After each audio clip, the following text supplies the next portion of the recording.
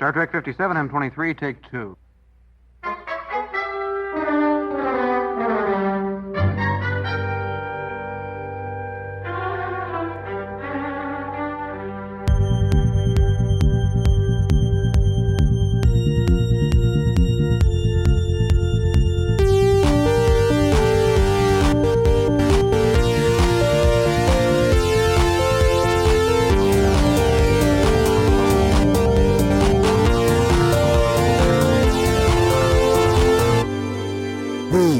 Star Trek Podcast.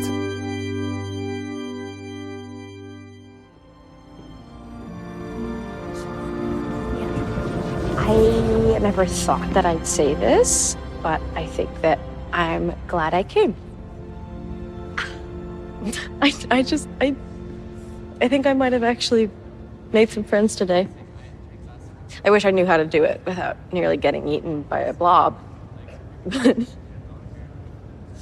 You know, you are one of the most brilliant people that I have ever met.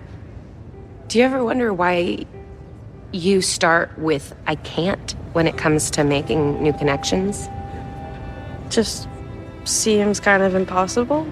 Well, when I see you, and I see everything that you have been through and accomplished, you are a reminder to me that everything is possible. I've always liked book pre and post Quajon, as I've always liked book. Are you attempting to get us started talking about Discovery? That was a segue. I just saw a perfect opportunity for a segue, so I took it. Books, yeah, I agree with you about books. Okay, we were talking about books, but now we're ready to talk about Star Trek Discovery on the podcast. And what's the name of the podcast, fellas? 24-hour Space Worm. Everything. Okay, it's the It's Got Star Trek podcast. we both somehow got it wrong. On top of I did not answering the right question. You did it like by accident. This is what episode is this? Is like 107? Is this episode 107? It's 107. I think we'd have this that we've counted. We've time got, to we've got title the down extra by now. podcasts It's time. that are unnumbered. 107. Time to go to the heavens. Oh, yeah, 107 core episodes along with some bonus episodes along the way. Oh, are you counting the bonus episodes? No, those are extra. Unnumbered. Extra. Oh. Listen all about it. No. Podcast humor. It's Got Star Trek. It's a podcast. You're listening to it, and You're listening to it. We're discussing. You're already here. We're discussing. That's presumptuous to think that they're listening to it right now. Maybe they're smelling it. I'm delting it. Discovery. All is possible. All is possible. That's the name of this episode. It's the 4th episode of the 4th season, if I have my numbers correct. Yep. Which you don't. All right, the debate's already begun. Basic fact. We don't even have to deal with the TOS or TNG. You know, which ones count as 2 episodes and which ones are unified episodes. 2-hour events. I'm Patrick Stewart. I'm Patrick Ah, Stewart. see, I'm Patrick I'm Stewart. Patrick Stewart. Mary. Indy. The dog? It's some sort of collage. Are you guys freaking out? What's going on? Yes, a little bit. Dan and I are freaking out a little bit. The Jesse, dog? I don't know what's going on. Jesse's feeling frisky. I The think. dog? Named him after the dog and my ex. Those are both the same actor. It's all the same dude. It's all the same to me. Okay. It's all the same to dude. Star Trek is a a popular franchise spanning television film, as well as books, television commercials, cartoons, and now podcasts. You can't keep up with both of us talking. Oh yeah, says to Jesse with his shirt with a bunch of trout on it, or a bass or something. I've gone trout of my mind. I've gone trout in my mind. I've never heard that one. Yeah, that's like a Bob's Burgers burger. Oh yeah, it does sound like. Except he doesn't serve trout. It would be a trout-topped burger, smoked trout. It'd be like trout sprouts or something. Trout. No segue from trout into All Is Possible. This episode of Discovery. Just got to go with it. So we should just jump in. And the first thing we will do, for no particular reason, is independently declare sort of general feeling about what we enjoyed about this show. One word review. What's your one word review, Dan? Bittersweet. That's pretty good, actually. How about you, Jesse? I just get one word. Yeah. Yeah, and I already took bittersweet, so you can't fucking have it. Nobody said that in the rules. Yeah, right. He could just say bittersweet. Well. Bit him too. Well. I need more than one word. Good.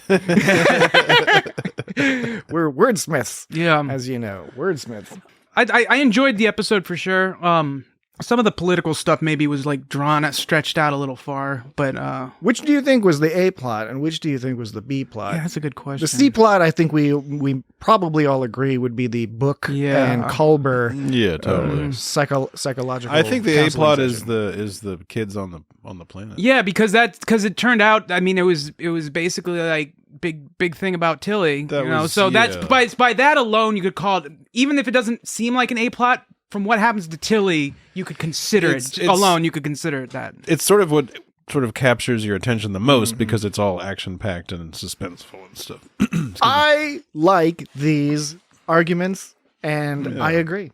Oh wow, That's cool. 100%. I think Yeah. this is I the think A plot. that's we can wrap it up. Yeah, Yeah, all that's right. it. It's good. Take her home. Well, that was the key thing we wanted to get across. The A, We B, all and C agree. plots. Wow, that's pretty much all we've been trying to get down to this whole time. It just takes us forever to get We there. just have to It does start take talking a little about while Star to get Trek. there. Yeah, 'cause Normally it's- we have to discuss and noodle a little bit. So the show was bittersweet, good, and well, and I like this episode the most so far in this season. Me too. Yeah. This was all I about. think. I'm sorry. Go ahead. Keep going. Sorry. That was about it. I think it was very well put together.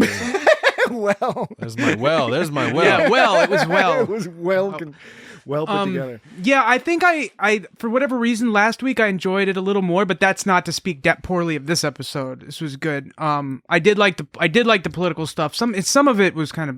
I felt a little drawn out, but maybe I don't know. Maybe I'm wrong. What do I know? We'll get to those details soon. I think because I'd be curious to hear which parts you thought were drawn out. Yeah, and maybe I'm just trying to look for something to hate or something. And I don't want to know. signal a disagreement. I don't want to, portend that I would disagree with you on that particular point necessarily, but that you might have different criteria or different examples which you might want to highlight that may be different than any that I may or may not have.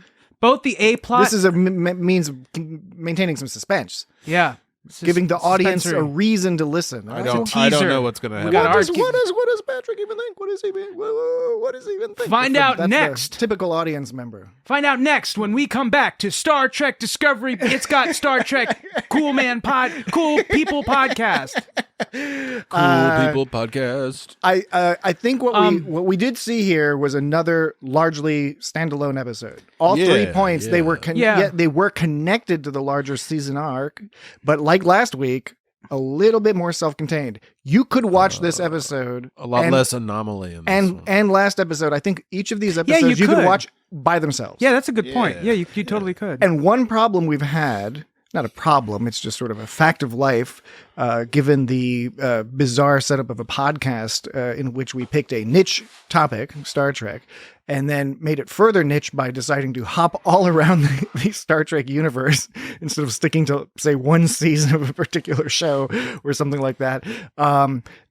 But Discovery has been a hard one to go back to outside of covering it live, because how do you pluck out a single episode? Right. The first 2 seasons in particular, but also the 3rd season, each episode really relies on what came before and is setting up stuff for what comes later. We've done 2. Yeah, and the ones we did were more standalone and Yeah. independent because they were more self-contained stories. Because we did the madness that makes the mean man go crazy. What was that? The madness that makes the dancing man jump up and the down. sanest man. What? The previous Discovery episodes that we did outside of the live coverage, you know. Yeah, I don't remember the one with covered. Rainn Wilson.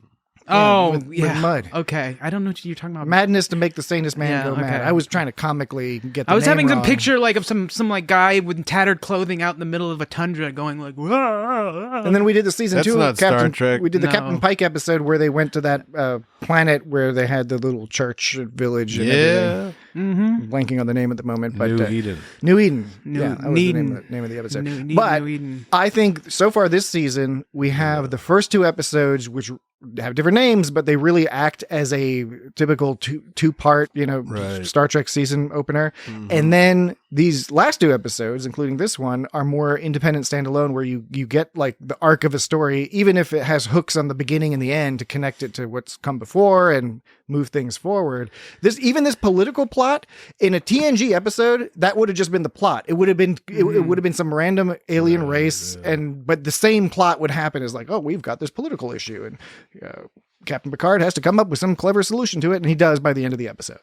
Yeah, but the political stuff is usually. I mean, it's usually more involved with more intrigue and more sort of. Yeah, like they're eating each other, or it's Klingons. Like they're or eating each other? Yeah, remember those aliens were eating each other? Or one was eating the other one. But is that political? There was like the dog people and the lizard people. Is that political? It's they were not friends.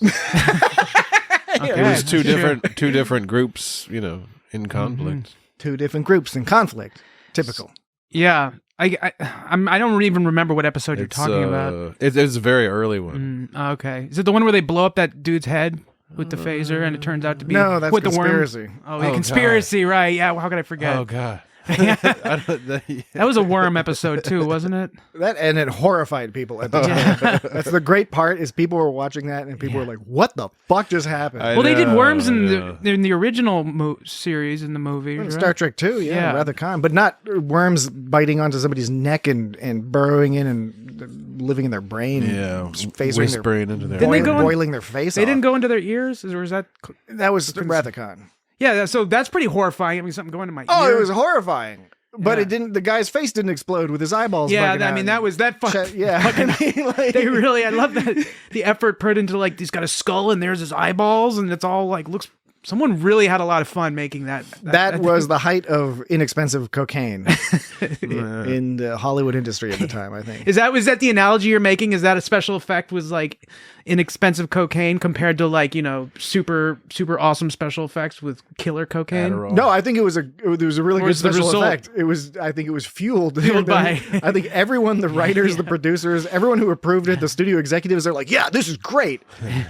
Face explosion. Yeah. I guess the main intrigue of the political plot was just so for both A and B plots were about team building, and obviously Trust, that's a trusting little each other. It's a little Yeah. on the nose for the Tilly situation because they were specifically on a team building Yeah. exercise. And it's but Star it's Trek, true- so but- it's, being on the nose is actually kind of makes it feel more comfy in Yeah. some ways, I think.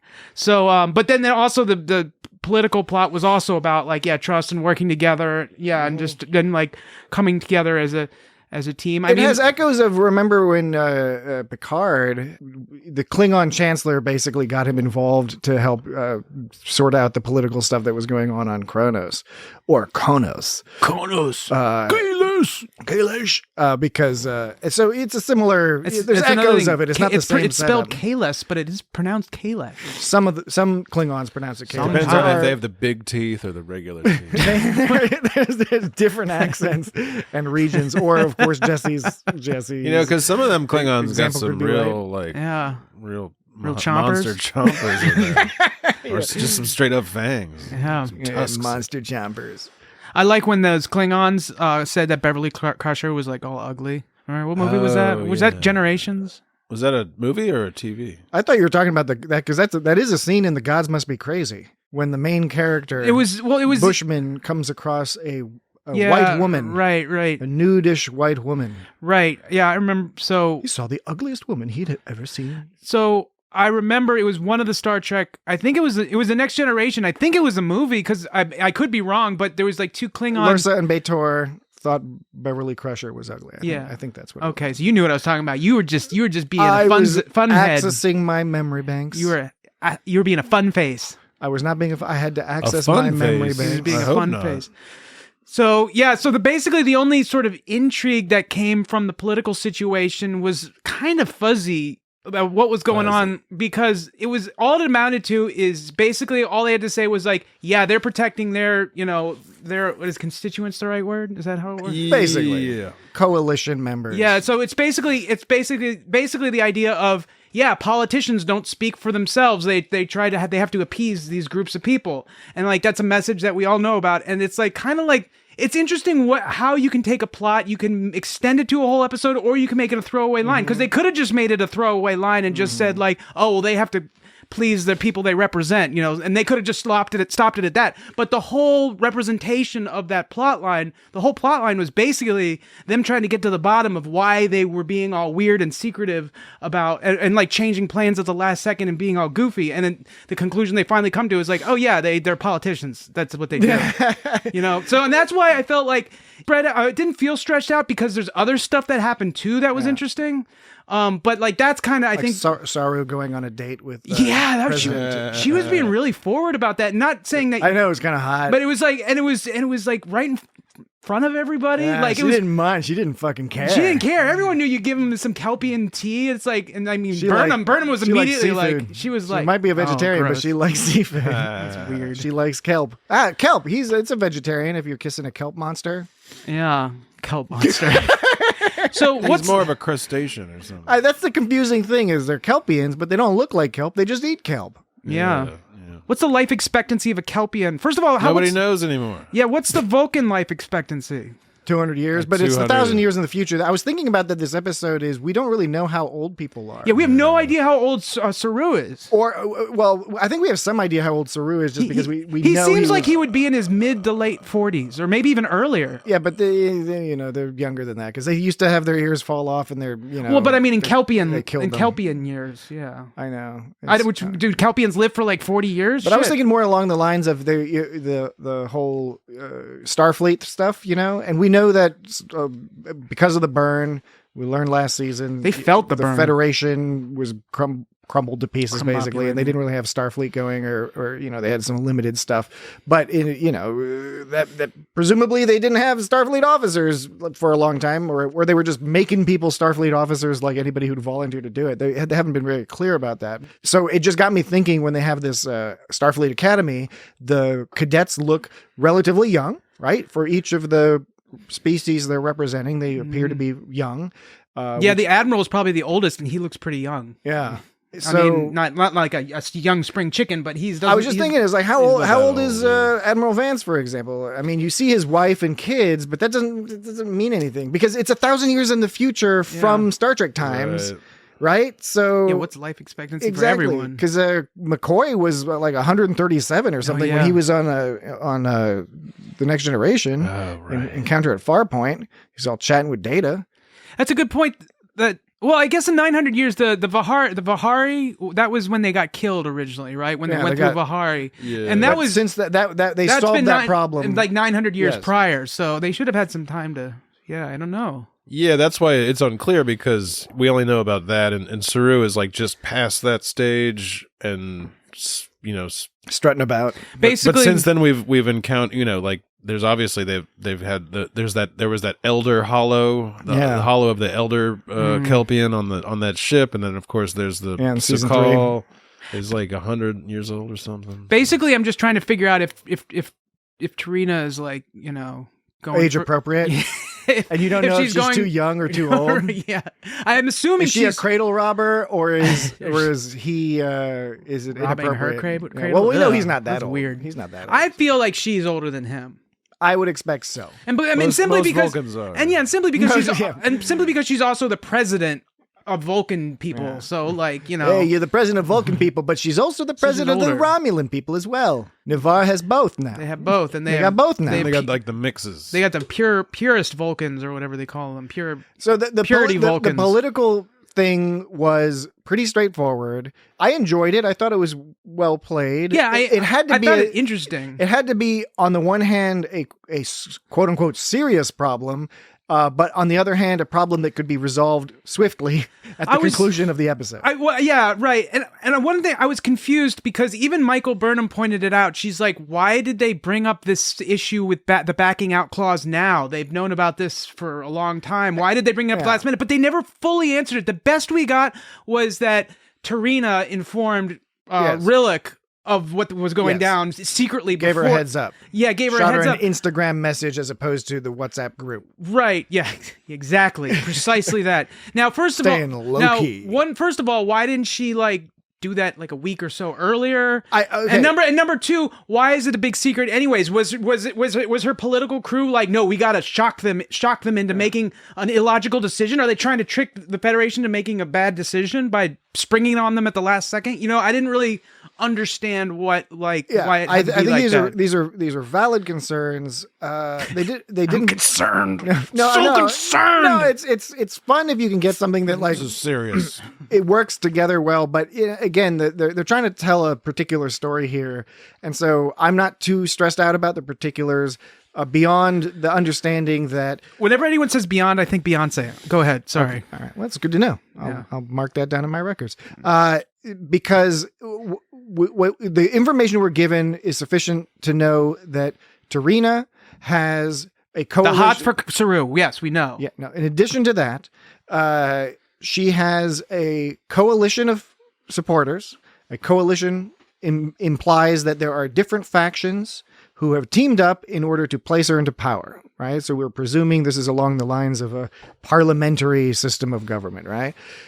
In order to remain in power, she needs the support of all the members of that coalition. Mm-hmm. And at some point, apparently very recently, one member of that coalition got cold feet towards the end. Yeah. Maybe they didn't say anything before because they didn't need to, or they didn't think it would pass, or they didn't think other people would agree, or whatever. They tried their machinations, and the last thing they were pulling, maybe they were like, okay, fine if we join, but we don't feel comfortable. I mean, it's a legitimate perspective to have, by the way, right? That's the other thing I think is important. This wasn't like the logic extremist bombers who are like, we'll only agree if you exterminate all the humans or something, right? They were like, we just want a way to like cut and run in case things get shady. Yeah, it still to me doesn't answer the question that Burnham herself brought up. Yeah. It's not even like they ignored it. Burnham brought up the question, and they still didn't quite answer. Like why? I agree. Why would they got cold feet? At I think the other thing that they could have pushed a little bit more. I see why they didn't, because it just wasn't the story they were trying to tell. But they had a good setup already to explore a little the morality about maintaining power, the considerations you have when you do that in terms of like if T'Rina thinks she's going to be the force for good, she's the leader and she wants to stay in power because she thinks on balance she'll be the force for good. However, if she loses power, maybe some crazy, horrible person gets elected president and they're completely anti everything, right? They didn't decide to go into that level of detail, which is fine. They often don't in Star Trek. That was kind of maybe something they would do on Deep Space Nine, but they didn't go quite that far there to be like. And I agree with you. And it's not worth stressing, not being too concerned or stressing out or losing sleep over, or getting anxiety, getting anxious about it. But I guess I'm still hung up by the fact that they had their own character. The writers had their own character. I agree. Plant that idea in our head and then not answer it. Yeah. They could have just ignored it. It's like, you're right. It totally makes sense that she could have had like a candidate who's worse, and she had to, I'm not questioning her reason for compromising, because it's like, okay, you got to compromise sometimes. But, maybe it will be revealed in a but it's like later if they brought up the issue of compromise, I don't know, man. I don't know. Imagine an ending to this being episode. A poopy about it.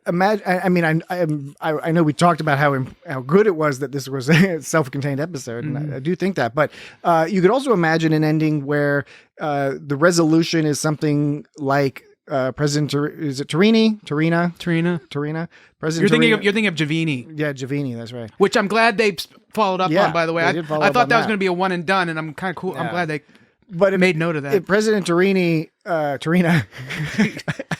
had Tortellini. If she just overruled, basically she said, okay, I'm just going to sign it. I agree. And then as a result of that, in the future, she had to deal with some political fallout as a result, or maybe it came back to bite her. That would be more Deep Space Nine style in some ways. I partly mentioned that just because the vibe I've gotten these last two episodes has really been more in that Deep Space Nine style storytelling. Again, with the overarching season-long arc going on in the background and components of the foreground stories being associated with that, yet also telling not only closed character tales, sort of closed little morality tales that fit into the larger puzzle of the season, but can be enjoyed on their own. And also has the darts and cards at the bar, which is kind of like half a mix between 10 Forward and Quark's bar. You know, I mean, Quark bar leans a little heavier on the other side, but you know, it still has this more like they're playing card like that. What was it that alien that would always sneeze on people? What was that? Linus. Yeah. Oh yeah, Linus. Yeah. Linus was all like, during his downtime, he was getting all pissed off about some card game he was losing. Oh, at the yeah, meeting. right. What the fuck is this shit? And the table was all wobbly. Did you know? Oh, I didn't notice I noticed that. that on the second watch through. I didn't notice that. He sort of slams something down, and At the 10 table's Forward, all they're wobbly. just drinking all the time, eating Sundays and stuff. Yeah, drinking. No, they're not playing cards. Drinking. They ain't playing cards. But yeah. So right. Whereas the first two episodes, I mentioned this before, but the first two episodes was kind of like, okay, let's get this all set up. Yeah. But these last two episodes, which is interesting you say that because it is finally starting to get going, but those first two episodes weren't like standalone episodes at all. They were just sort of setting up the season. And I think they've been making adjustments along the way. They've made adjustments to their storytelling style and structure this season. I think largely improvements over past seasons. And I'm somebody who's enjoyed all three previous seasons of Discovery, but sort of more and more as it's gone along. And I'm really enjoying this season. Next season, I think it would be great if they just went ahead and just had it as a 2-hour or whatever, initial episode. Have the setup episode. Yeah. Have the thing setting up the season arc if you want, but make it clear. Yeah. Just like in the Way of the Warrior days or whatever. It's just, boom, put it together. That's a good idea, actually. I sort of underestimate how that, because it helps me as a viewer to understand where, not that, it orients you. It orients you, right. It doesn't mean that I'm too stupid to understand when things are starting and ending. It just means, it's like, okay, here's the setup. Let's get this. And so we got this nice package here. Episodes mean something. Let's make this a package deal. It's like, just because you have super serialized stuff, it doesn't mean you don't have to put effort into making a singular episode that means something by itself. The classic Deep Space Nine episode, which I hope we talk about sometime soon, because I don't think we have, the In the Cards episode. Is that In the Cards?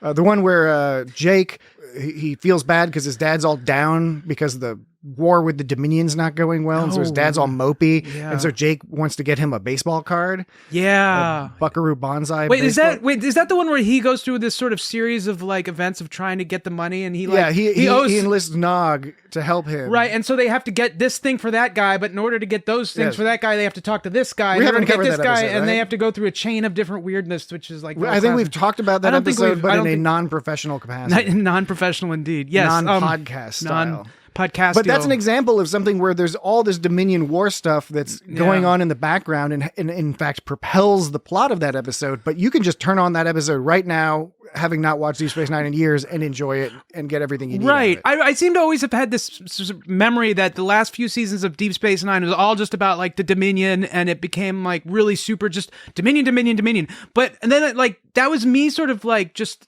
maybe overemphasizing some of the changes they made, because it wasn't. I mean, even though, like you said, it's in the background, but I had this memory that it was all they talked about. And then when you watch it, it's like, no, there's all these freestanding episodes. Deep Space Nine was really the last 7 episodes were hyper serialized. That's basically it. Those lead one right into the other. And if you watch one out of order, it maybe doesn't make sense to you, but most of the rest of the stuff is going to be fine. If they move that direction with Discovery, I think that's a clever move. Maybe they're basing that off of the experience they've had with how popular Deep Space Nine has been on Netflix and Amazon and Paramount Plus. They don't have any rascally characters, though. Maybe they need to develop some rascally characters. They've got a few potential. I think you're right. I think Discovery needs more rascally characters. I mean, Jet Reno doesn't really count as a rascally character, but she does. But she's. They had Giorgio. She was a bit of a rascal. She was kind of rascal. Genocidally rascally. She had a darker edge to her. Yeah. It wasn't just like, although I brought this up before, there's been episodes where Quark is like basically committing treason or just doing some horrible terrorist kind of stuff. And all it amounts to is Kira's going like, Quark, when you get out of here, I'm gonna put you in the brig forever. Grrr! And it's like, in the end, it's like no harm, no foul, And so there was got a little. So that's kind of like.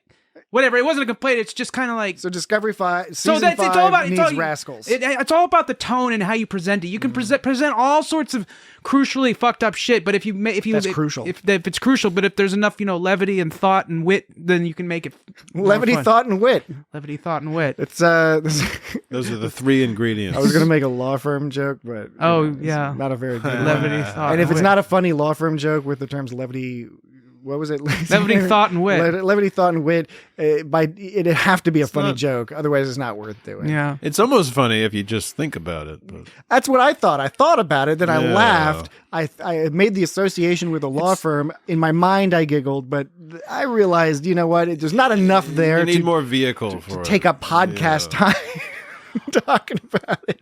A levity, thought, and wit is it's like the god sauce of something. You know how French people have that mother sauce? Or- Mother sauce. I don't know what you're God, talking about. mother God. God sauce. I want some of this God sauce you've got in your midst into. It's classic. What am I? I do not know. Staple.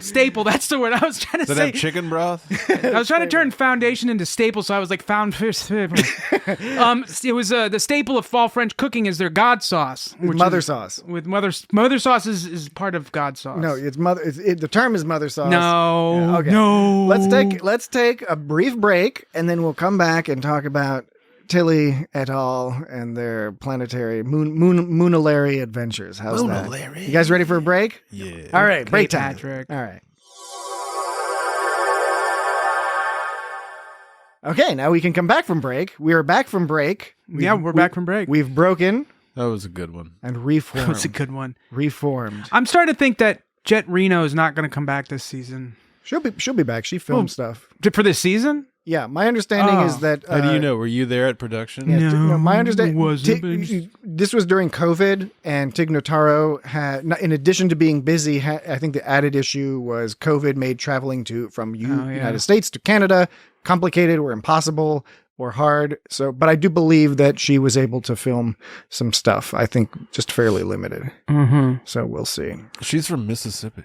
Who knows? Maybe she'll be hanging out at the Starfleet Academy, and Tilly will be interacting with her. Since that appears to be where this story is going, at least temporarily. Right. Wait, what did you say, Jesse? Oh, Mississippi. There's an Amazon Prime show with 2 seasons of Tig Notaro called One Mississippi. That's right. Yeah, it's pretty good. I've seen some episodes. So that would be interesting. That's the question is, okay, right, yeah, this whole Tilly thing, this silly Tilly thing, which is more appropriate to say Tilly Billy or silly Tilly? I think silly. She wasn't so silly this episode. That's right, and that's why it seems inappropriate. But her name is Sylvia Telethium or something. Sylvia Telethium. Erythrium? Her name is Sylvia Tilly. Oh, it's not Teletrius. I don't know what you're trying to say. What are you jabbering on about? Tyliberius. Sylvia Tyliberius. Sylvia Telemetry. Man, I don't even have an opinion. So you gotta have Tilly an opinion. is a French name. There's some old French general. Is it like pronounced named Tilly? Tile? No, it's just Tilly. Like Chile? So it's more like Tilly Billy is more appropriate. Or Billy. Tilly Billy.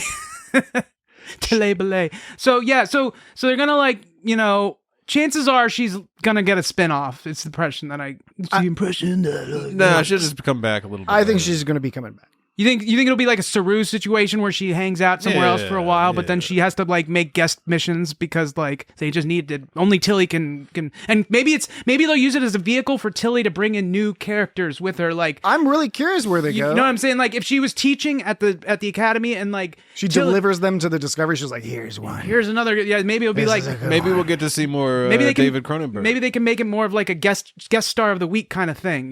Like where they Columbo, where Tilly solves mysteries, but we know who committed the crime at the beginning of the episode, and then so does she. Tilly doesn't show up until 20-30 minutes into the episode, and then the rest of the episode she already knows who did it, but she's playing with them until she can get them to admit to it. If it's a horrible, Should just be doing silly stuff like eating peanut butter with eggs or whatever. Gross. Well, so she gets Rigelian rutabagas. Why are they so terrible and ours so wonderful? What is it about Rigelians and their rutabagas? No. I must say, no. You've made an assumption here that I think is an unfair assumption. She did not imply that she likes normal rutabagas. No. I didn't assume that, but you said what makes them better than ours. Well, because she specifically pointed out to Rigelians. Why didn't she just say rutabagas? Well, because it's Star Trek and it's a specific thing. A Rigelian rutabaga is different than a Earth. Exactly. And my point is aren't rutabagas a rutabaga is a rutabaga? If a rutabaga is I know, not when it's different fucking planets. If it's not like a rutabaga, then it's not a rutabaga. If they name the planet, then it's different. It's like a publabata or something. You know, like it's not. It's you don't call a key lime is different than a standard lime. Yeah, or those the limes they have. Given the name, a rutabaga is the standard, and then you get the Rigelian. It's the same fucking. It tastes like a lime, it's not. No, it doesn't. But it's still a lime. Key limes, Spanish limes, whatever you want to call them. But you're not going to say I love. You're not going to Southeast Asian limes. You got your Spanish limes. You're different. Yeah, okay, but you're not going to say like I can't stand. You know, you're tossing Madridian limes, but you know, not mentioned. Why you just say I just don't like limes? No, but you might look. I couldn't care less about a regular old lime. I love a key lime. I'm not saying I hate the regular old lime. That's why I'm saying. I'm just saying. I think there's some assumptions being pushed out here, and more importantly, they all come from lime trees. More importantly, and lime bushes. More importantly, and lime root. More importantly, you got another one? No. More importantly, the fact is that it's her subjective opinion, and and it's in the context of her having previously demonstrated she already doesn't like things that, like, why doesn't she like mac and cheese? I got nothing wrong. Because it's gross, that's why. I got nothing against people who don't like mac and cheese. It's just that it is a popular thing. So maybe Rigelian rutabaga is super popular, and that's why she's trying it, because she never liked it, and she feels weird that she didn't like it, and her friends made fun of her for not liking the rutabaga. I think Tilly's all right. Well, she's all right. I mean, I think it's implied that... Because I also do not like mac and cheese. It's implied that if she doesn't like Rigelian rutabagas, she's okay with normal rutabagas. Otherwise, it does not imply that. That does not work through the rules of logic. Yeah, it totally works through the rules of logic, because she would just say rutabagas otherwise. You would not be able to logically conclude that. It would be one of the possible options. I'm not saying it's implied. There's something going on there. There's something going on there more than meets the eye. Do you like sweet potatoes? I'm not saying it's a conclusive fact. I'm saying Jesse's about to fucking destroy you with the sweet potato analogy. I'm just saying that there's more. Read between the lines. There's more than meets the eye. What is that, Jesse? He's about to fuck up your position. Oh, he's building it up. Sweet potatoes. Do you like sweet potatoes? Do you like tapes or CDs? No, it's not a joke. Jesse with the sweet potato is basically done the same thing that when Jules and Vincent are having that argument in Pulp Fiction, they're having a discussion about foot massages, and then he's like, you know, would you give a man a foot massage? Fuck you. Fuck you. Not even the same thing. Would you eat a sweet potato? Fuck you. You give him a lot.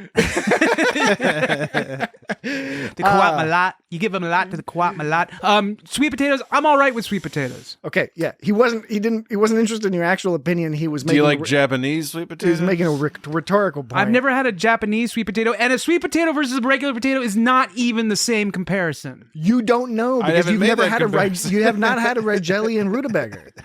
I'm pointing out. He's pointing out that you have potatoes, and then you have sweet potatoes. There's different varieties. They are very different, and there may be some overlap between the people who enjoy both. But here in on the Venn game show diagram, there are two different circles. They are not fully overlapped. Are there Japanese sweet potatoes, Jesse? Yeah, that's what I'm saying. It's a different type of. What about yams? Have you ever had one? What about yams? Yes. Are they good? Yeah. See, you like them both, right? There's not like you hate one, and it's not like you hate one. Are those the purple ones? Yeah, they're like purple. They're all purple. It's not like you hate one and love the other. All right. So, I forgot what we were talking about Star Trek at one point. Tilly, rutabagas. We don't know if she likes sweet potatoes or regular potatoes or what. Maybe we'll find out somewhere down the line. I never said anything about regular potatoes. Yeah, see, I didn't want to assume that you did. Fine. Well, we'll to be continued or not. We can forget about ever thinking about this ever again, and that's okay with me.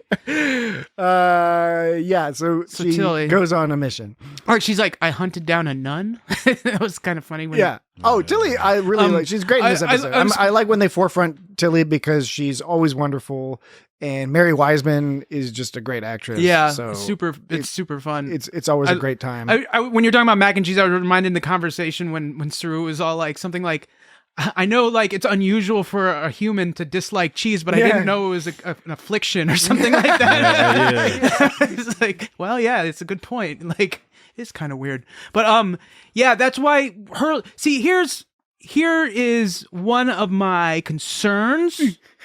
I'm really anxious about it. It stresses me out. No, because we know about the Paramount Plus's plan to like make a bunch of Star Trek shows, right? Which is great, wonderful. What I hope doesn't happen is that every time there's a cool, awesome character on Discovery, they decide to like prematurely yank him from the show. You don't want it to fractalize off? Fractalize, yeah. Fractilize. Like, Fractilly. Like Fractal Discovery. Like Pike or Fratelli's? Giorgio, potentially. Yeah, because Giorgio's going to get Giorgio potato chip. Giorgio potato chip? We're talking about potatoes. She'll You get got Section potatoes on the 31. brain. I know. Giorgio with the Section 31 show. I think it's snack time. And then the Pike show, Strange New Worlds. Right, because it's like... And there has been rumors of an Academy show. And nobody thought that the Academy show would be in the future, which would actually make sense. Mm-hmm. Yeah, because now more than ever they need good teachers. And I think many people on the internet have pointed it out that by putting the Starfleet Academy show in the future, it's a fresh Starfleet Academy, so you don't have much canon to disrupt or deal with. They're starting fresh at that point in the future, so they can come up with whatever rules and have all sorts of interesting things. Spacestrom Institute. So maybe they'll move forward in that way. I'm not sure, however, if Tilly becomes a permanent part of that. Maybe it's the backdoor pilot where Tilly sort of sets up the world there, and then we meet characters while we're seeing. Because my understanding, are you a backdoor pilot? Like a different word. I am, and I don't know for certain if Mary Wiseman's coming back this season, but I think she probably is. Right. I just don't get I don't know. I just get the impression we'd know if she didn't film more than half the episode. No, and obviously I'm not saying that there's any, it's like definite.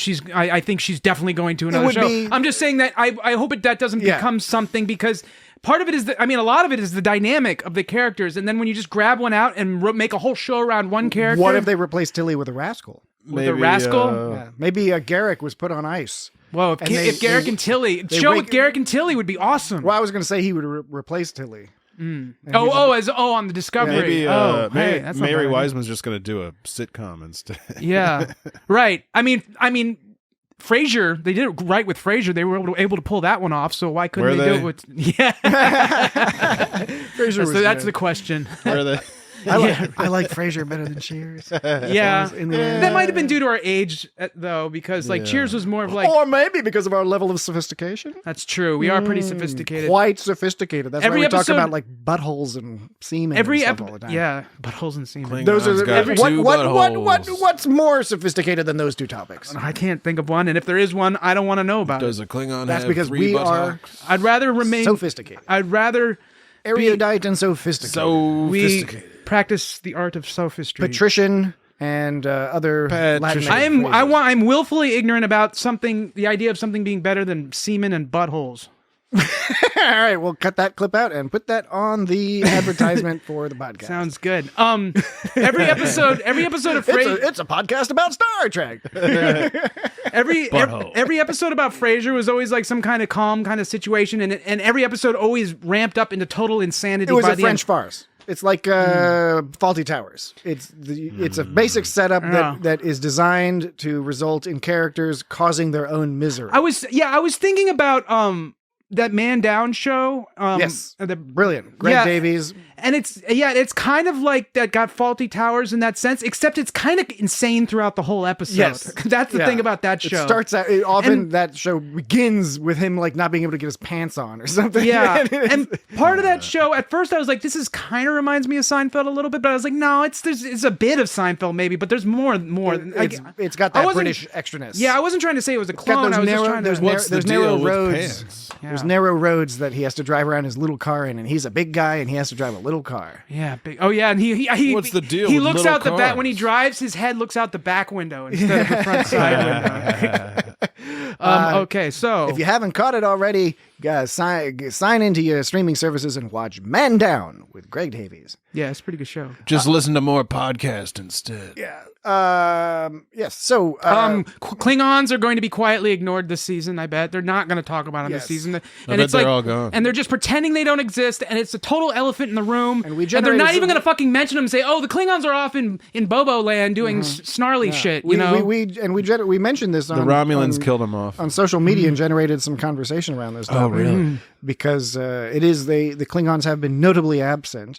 I'm really fascinated what the deal is with that, because presumably we have to hear at some point. It would be hilarious if they do another 2 or 3 seasons of this show and just never mention the Klingons again. Oh man, they mention Cardassians and Orions and Tellarides. It's like if they can get through a whole season, they should start being like, well, how long can we go? How long can we pull this off? Not mentioning the Klingons, and the fans are just patiently waiting. It's like driving the fans nuts. Yeah. It started off with so much Klingon. Yes, which you can understand them wanting to pull back from it, but to not even have Klingon background characters. Yeah. We've seen the Morn type characters. Yeah. What are they, Lurians or the Lurians? And a ton of those guys. And Ferengis look a little more sinister.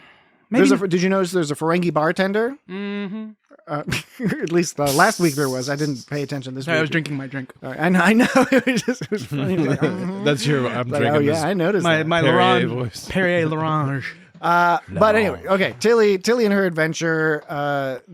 Whatever the reason for the setup, the whether they're going to spin it off into an academy show, who knows?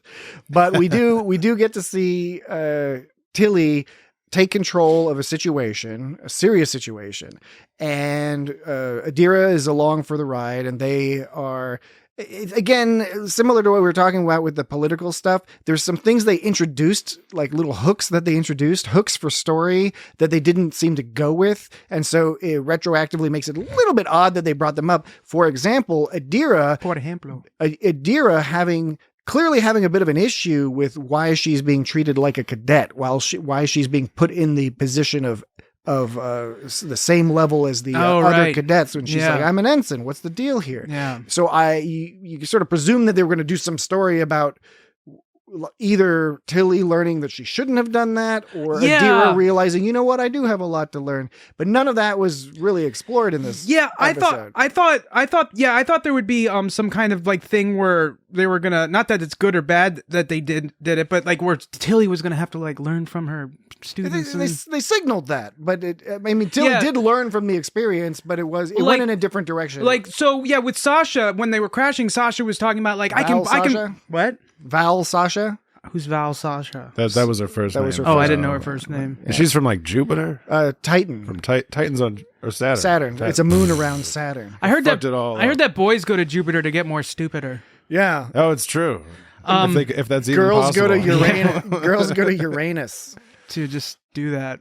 No, just, it's a pretty planet. Be more famous. Yeah, it's a pretty planet. There's some good resources there. They know what's up. It's really nice looking. I thought they were going to take advantage of Sasha's piloting ability more. All they did is when they landed, she was like, I'm a pilot, so I know what this means, and like, I thought it was going to be like Tilly was going to learn from the cadets, and, she's like going to learn as much as they learn from her. Those cadets didn't know nothing. Like, it would be a situation like that Kevin Bacon movie where they're out in the mountains, except Kevin Bacon was evil in that movie, but pretend that Tilly's Kevin Bacon, but she's really good. And it's not like that. What movie are you talking about? Where they're walking through the hills and the mountains, and then like the trail guide. He's a trail guide for troubled kids, and he's a dickhead, and he's abusive. But then he hurts his leg, and they have to save his life or something. I think Sean Astin was in it. From Goonies? No, from Lord of the Rings. From Rudy? I thought like Tilly would have Rudy. would have. I thought Tilly was going to be a situation where she stood back and was like, "You do that, you do that," and then she would like fall down and hurt herself and wouldn't be able to get back up. And the cadets would be all like, "No, Commander Tilly, we'll help you." She's a lieutenant, dude. Why, I command, whatever, I mean, I couldn't remember what she was. I knew she wasn't a commander. I just wrote This that. guy clearly has not been through the academy. Well, I knew that. I just wrote whatever because it sounded official. And then Tilly would go like, "Sasha, I should have listened to you when you said you were a pilot." And then they would all team build in unison and win, but only because Tilly learned that she had to be a part of the team too. You know what I mean? I thought it was going to be like one of those You episodes. only need a pilot if the ship works. So the ship don't work, so you don't need the pilot Yeah, to be the they're pilot. usually eat them. She's got to do something else. Eat them. Well, Eat the pilot. they should have taken the plot in a different direction. What they needed was a fucking mechanic to fix the fucking okay. ship. Yeah, that's true. I really liked the plot, how it ended up working out. I like the actual story that was told was great. I enjoyed it. Yeah, I don't actually think they should have taken. I a was different just direction, confused but- because they kept signaling us, Right. And it didn't seem like it was some clever misdirect. It was just a little bit odd. Yeah. But in a lot of ways, in addition to being a more self-contained story, the other things that felt very Trekky about this was the fact that this was a pretty straightforward danger plot. Mm-hmm. It was, as you said earlier, Yeah. on the nose. It was Tilly is now she's at a higher rank than she used to be. She gets her first taste of sort of leadership responsibility after having a few recent scrapes where she was close to danger, but not in a leadership position. Now she's in a leadership position. She's making the decisions. She's getting some confidence out of it, learning a little bit about herself. We've seen that story plenty of times before, and that's okay. Because one thing that's nice, if you can hang a plot, a character development plot, onto a familiar story framework, it eases the load a little bit. You can focus more on the actual character interactions and enjoying that because you kind of know what's going on. Right. You know they're going to get rescued in the end in some way. And they're going to climb up on the ridge. By You the know it's going to Stretch be last Armstrong. minute. But that's okay because it's what happens in the intervening moments that's interesting. yeah, and to be clear, I don't It's actually. important to be clear. I know you need clarity. I didn't actually think they should take the plot in a different direction, but like it was basically what you said, Patrick, where they signaled these Seemed like things it that was going happened to. that were good. They were going to go a different direction, right? Same It deal was with the kinda- Vulcan stuff going on there, where you're like, what nefarious thing are we going to find out? Is there a terrorist? Yeah, faction or right. something? It's Nope. like nope, they're just politicians. It's fairly standard politics. yeah. They explained it, but nothing particularly special about it. They brought, and one of the things that helps keep it self-contained. Self-contained. Get on the phone. Come on down, Phone. Dan. Did you hear that on the Self-contained TV? plot On the devices. When during the summit thing with the peoples and the things and the dealings, Summit minus it, whatever. It's all equal to me. it's a product of its division. It's like a mitosis. Mitosis. Quotient. I got a hangnail in mitosis. T'Rina, when T'Rina briefly was talking about the Federation, she briefly sort of on a side mentioned it's like, yeah, we haven't trusted the Federation in the past. They brought up that thing again, which was good because that helped make it more self-contained. Because without that one line of her mentioning their sort of like scars, and actually that Reminding happened the audience when she talked to Saru. She also Federation talked was about shitty for a while. yeah, when she was talking to Saru, she mentioned it too about scars in the past, and so I thought that was a nice way to help it. It's just as easy as that sometimes to help it keep self-contained is just bring that up and be like, that way the audience can be like, oh, there's some shit. That's why they're so stressing like this about it, So, I enjoyed it. It was fun. I liked the literal sort of team building exercise they did with where Adira gets caught up in the ice and they have to pull her out. Yes. Yeah, it's was like, wild. did you ever go to school? I think was it called like Vision Quest or something? Yeah. There was where it's like you have one of the things I remember. There was not like a certain amount of pegs on the ground. Let's say there was 9 pegs and there was 9 kids in the group. Each Is person. this where you got into pegging? Getting pegged, I think. got into getting pegged. I fell down. He tripped Charles Trip Tucker the third. Captain, I fell down. Ever since then, I felt a little different about myself. Well, that's okay, Trip. Is that how Archer Is that talks? your Archer impression? That's okay, Trip, old buddy. Yeah, I'm Maybe T'Pol can go shut the fuck up. You're just talking loudly in an American accent. That's Archer.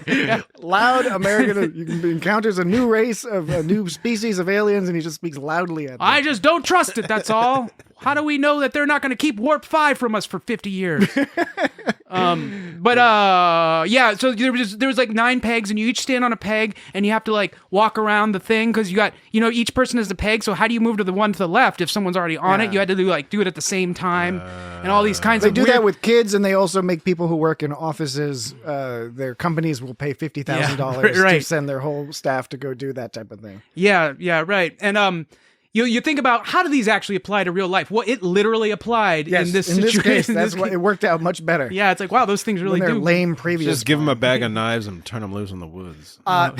Give him a bag of knives. The thing that got my bag of knives. The thing, like I was saying, the plot is familiar, but the characters are different. Mm-hmm. And one thing that makes the story work so well is that since it's Tilly, she's doing it in Tilly style, where she's ebullient and effusive and having fun and trying to get everyone to talk, and then immediately gets frustrated and angry.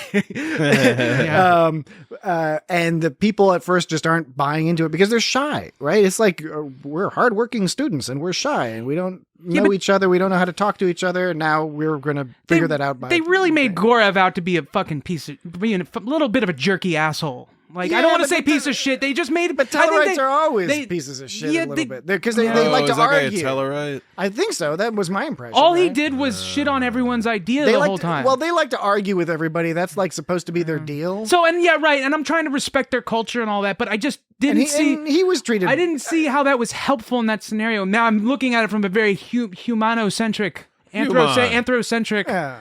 Can the word anthro apply to other species? No. Okay. No.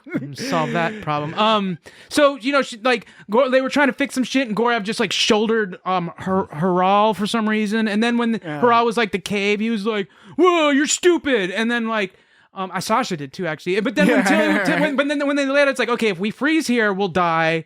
If we turn on the equipment, we'll get eaten. Tilly was like, okay, we got to go over there. And Gorev's like, you want us to do what? It's like, you're not helping, dude. But he's also young. He's a cadet. They're supposed to be stupid. What would have happened had Haral not been the son of that it was convenient. The writers would have come up with some different He thing. wouldn't have been on the crew. His dad was like a freedom fighter reformer type. And so Tilly said the crew managed to get together when they needed to. They got the job done. True, but would they have gotten the job done if Haral was not a son of a freedom fighter? I agree. How was Gorev going to come around on this one? Even more on Gorev probably would have been the downfall. Well, that's a strong word to say.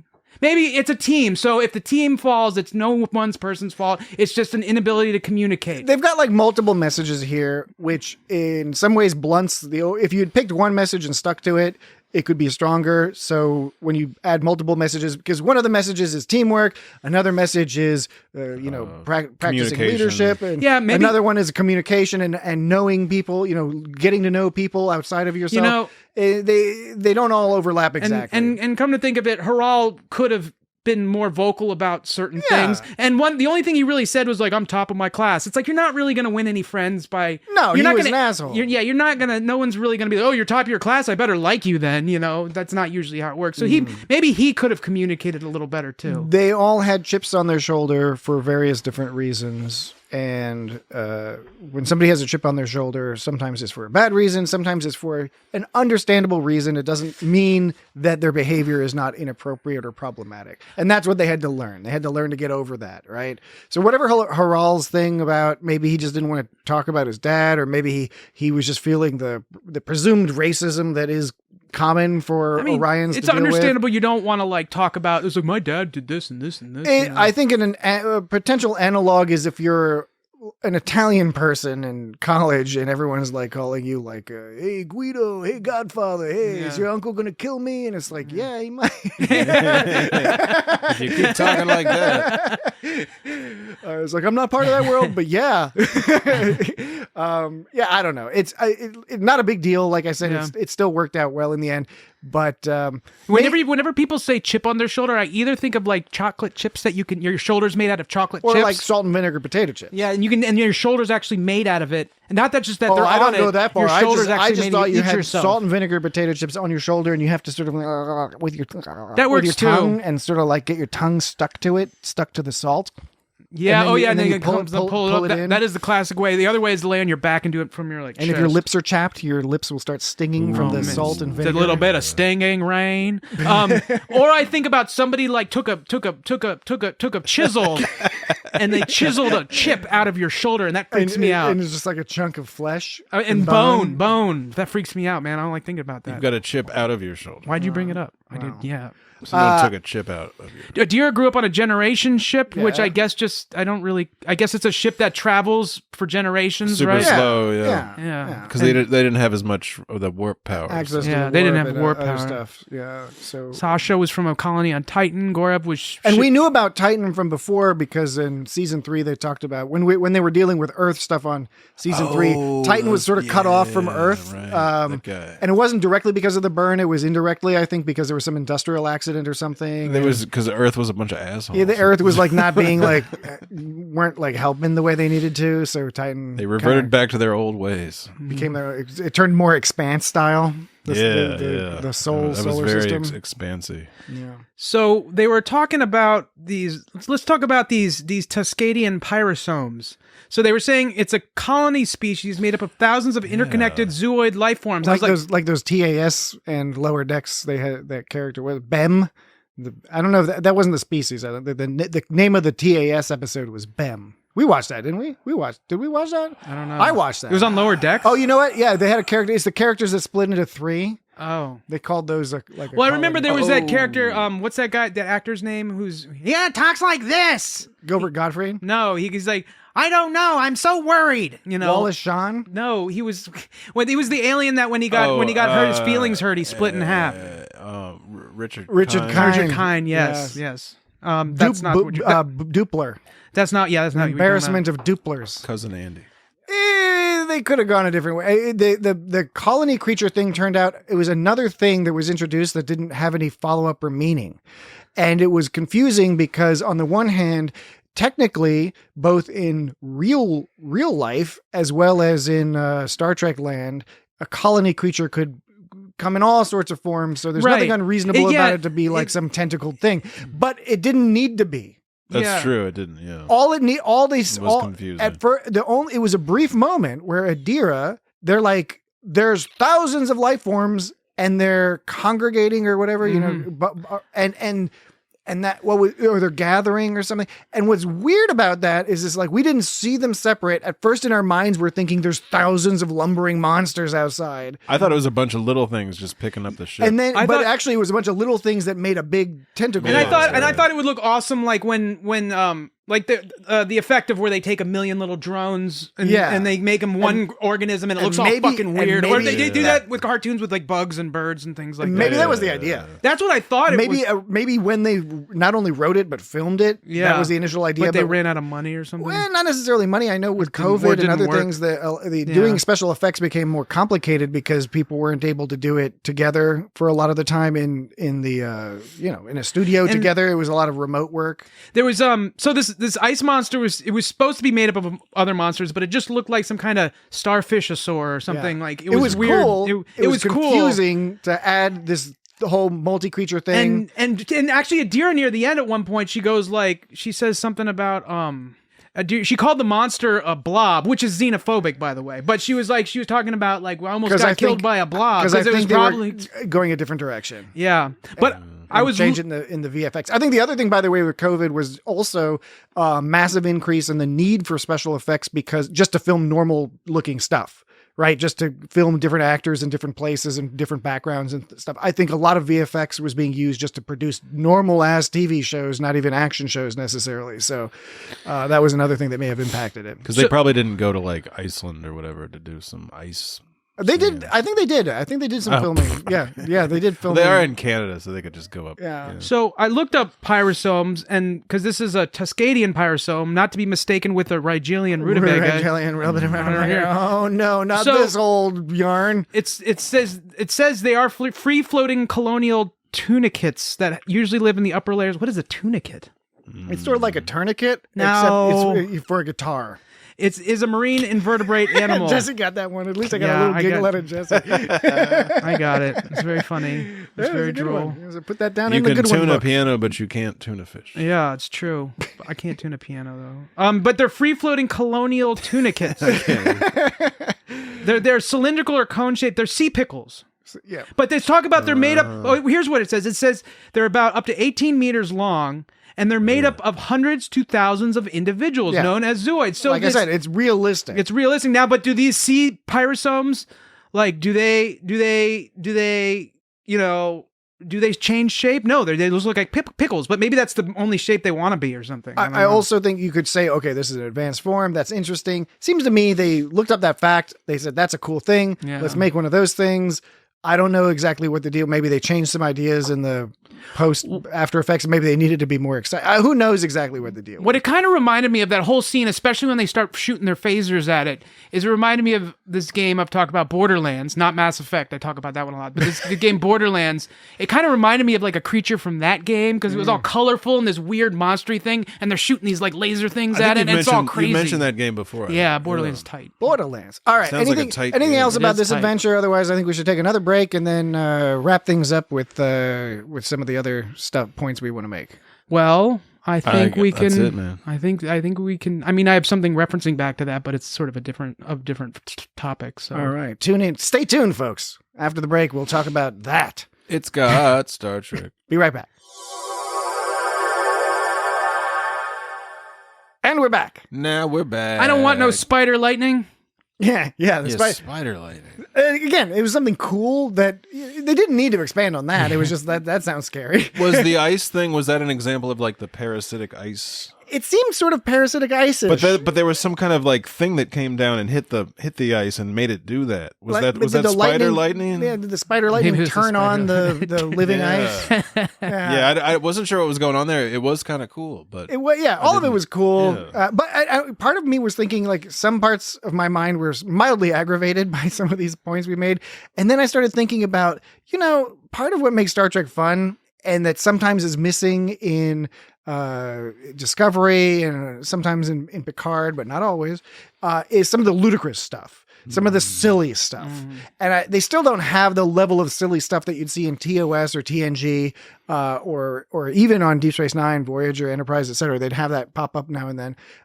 But it's this whole, sometimes people are like, oh, Discovery's too serious. I would have a long quibble argument with people about that, but it's not, the point is not entirely invalid, right? Sometimes. Well, you don't think Discovery's kind of heavy? Like, it's heavy. It's heavy. It is heavy. And it up till now, it tends to have a little less humor and a little less of the bizarre silliness. And that's the point I'm getting at, which is, I do think that is a valid point to say that it's missing some of those things, or at least as consistent. It pops up some now and then, like the mud episode is a good example. I can understand though. It's like it doesn't have to be exactly like 90s Star Trek. That was a product of its time, just like this is a product of its time. So. But that doesn't mean, as they've demonstrated, I think in this season, that you can't introduce some of that, a more modern version of some of that flavor.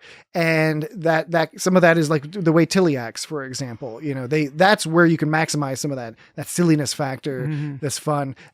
They could do more along those lines of some of the goofy stuff, and they did a little of that there. There was some like monster ice, there's some monster worms, there's spider lightning. Monster ice, monster worms. Spider lightning. Pyro-sum. You'd think pyro would be fire, and it says some, so it's like sometimes I like to be in the fire. I guess the rest of the time it's an ice. Pyro-sum. Ice also. Isn't it a pyrosome? Pyrosome. Whatever. Pyro, but it's spelled Pyro-sum is how it's spelled. SUM? SOME.